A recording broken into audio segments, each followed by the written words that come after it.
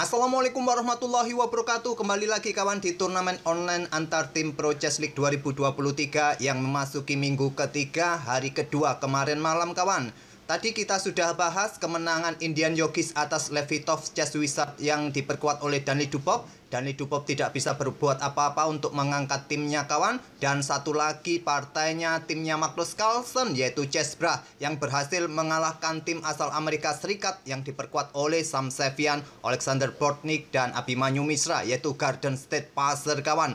Timnya Magnus Carlsen menang 8,5 7,5 kawan. Dan tadi kita sudah melihat permainan Magnus Carlsen yang bermain dengan French defense menghadapi Sam Sevian, di mana Magnus Carlsen sempat tertekan di awal-awal pembukaan, tapi akhirnya di middle game sampai end game Magnus Carlsen begitu perkasa dengan kecepatan cara bermainnya kawan.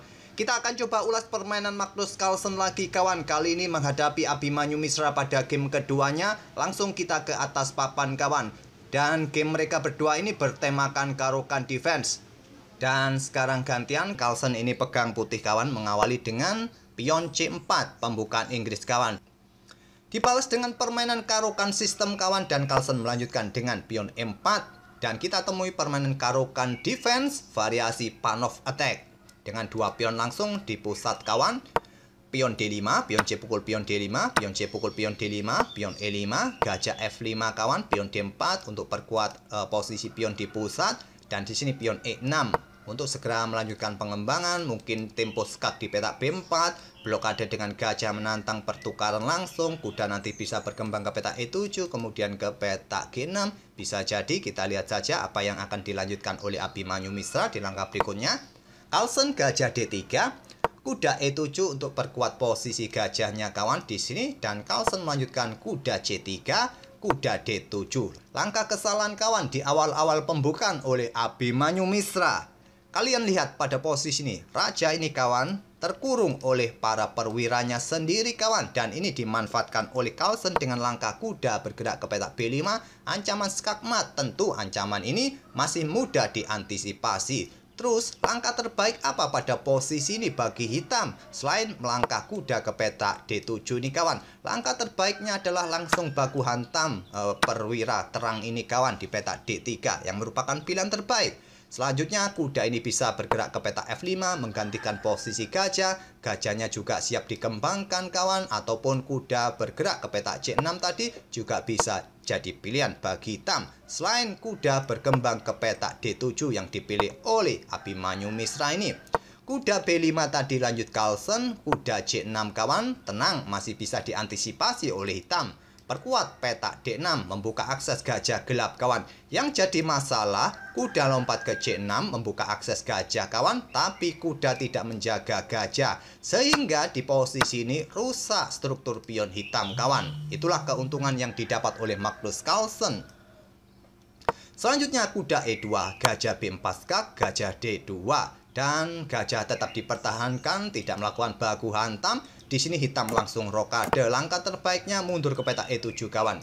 Abhimanyu Mishra rokade langsung. Carlsen menukarkan gajah gelap diambil balik oleh kuda. Selanjutnya adalah rokade oleh Magnus Carlsen.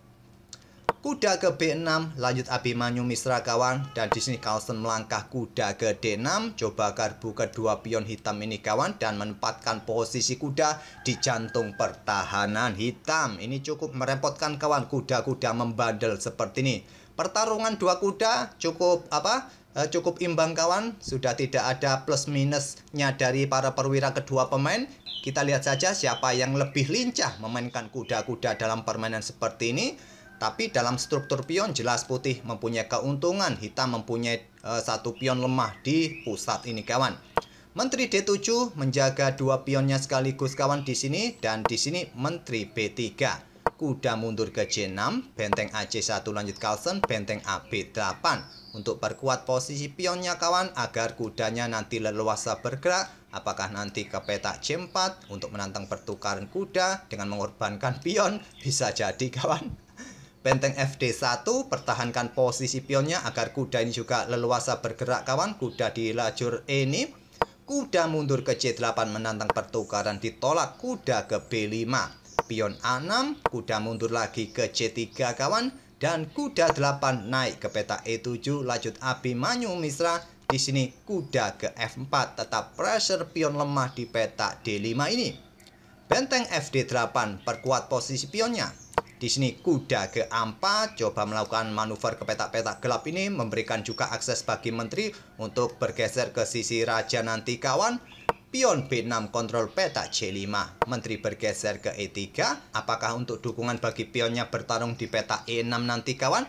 Dan benteng D bergeser ke C8 oleh Abimanyu Mishra. Carlsen bermain dengan pion H4, mulai menyisir lewat sisi kanan papan, juga memberikan ruang bagi raja untuk bergerak kawan di ruang-ruang yang sudah dibuka ini. Dan di sini kawan, hitam melanjutkan dengan kuda ke D8. Kalau Stockfish menyukai kuda ke G6 menantang pertukaran kuda, tapi memilih membuka akses bagi benteng untuk melakukan pertukaran kawan, juga untuk memberikan kontrol lebih pada peta E6-nya. Diterima oleh Carlsen, diambil balik oleh menteri agar benteng tetap menjaga pionnya kawan. Di sini kuda C3, tekan pion D5. Menteri kembali naik untuk mencoba backup pionnya kawan, dan di sini menteri F3 tetap memberikan pressure bagi pion D5. Dan sudah sulit untuk backup pion ini kawan, di langkah berikutnya bisa jatuh. Kuda E6 menantang pertukaran, ditolak. Kuda F yang ambil pion D5 lanjut Carlsen. Kuda pukul kuda diambil balik dengan kuda tidak ingin bertukar menteri. Carlsen menjaga posisi menteri tetap di atas papan. Benteng digeser kawan, di sini kuda ambil pion B6. Menteri bergeser ke B5 ditantang oleh Carlsen. Sekarang Carlsen sudah siap permainan endgame. Ditolak dengan langkah kuda ambil pion D4. Pilihan terbaik tadi ya merusak bangunan pion kawan, yang merupakan pilihan terbaik pada posisi ini. Dan di sini benteng bisa ambil pion yang ada di petak D4. Lanjut hitam bisa dilanjutkan melakukan pertukaran semacam ini, tapi memilih mengambil pion D4 terlebih dahulu dengan kuda. Carlsen ambil menteri, terjadi pertukaran kawan. Carlsen masih mempunyai pion yang cukup bagus di sisi kiri ini kawan. Di sini raja mulai bergerak, raja hitam juga mulai bergerak. Pion A4 lanjut Carlsen, diterima, diambil balik. Raja ke E7 untuk backup bentengnya kawan, agar kudanya leluasa bergerak, karena dari tadi kuda ini ditawan oleh benteng putih. Walaupun ada opsi tadi lompat ke peta ini menantang pertukaran juga tak ada masalah. Kuda ke C5 membatasi pergerakan raja ke petak terang ini kawan. Selanjutnya benteng C8, pion B4, kuda C6 ingin rebut pion. Benteng diberi jalan malahan oleh Abimanyu Mishra menusuk ke petak D7 skak. Raja E8, pion didorong oleh Carlsen untuk meloloskan bentengnya, hajar pion-pion ini kawan. Dan di sini diterima oleh Abimanyu Mishra. Benteng ambil pion G7. Seumpama di posisi ini tadi kawan, kalian ambil pion ini dengan kuda, ada discover juga, kalian kalah cepat kawan, karena di langkah berikutnya adalah skak mat dengan kuda E6 skak mat. Oleh karena itu pion F ambil pion E6, benteng ambil pion G7, dan ancaman berikutnya benteng ke G8 kemudian menusuk, benteng bisa jatuh, dan Stockfish menyarankan kuda mundur ke petak D8 kawan, tapi memilih kuda ambil pion B4. Sama seperti saat melawan Sam Sevian kawan, Carlsen di sini bermain sangat cepat kawan. Coba lihat kontrol waktu kedua pemain.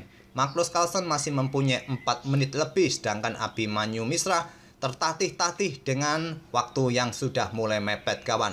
Benteng G8 skak raja bergeser, benteng pukul benteng. Di sini Abimanyu Mishra resign, menyerah di langkah ke-41. Kalah satu benteng, tak perlu kita lanjutkan lagi kawan. Silakan kalian susun buah-buah di atas papan lagi, kita mulai permainan baru.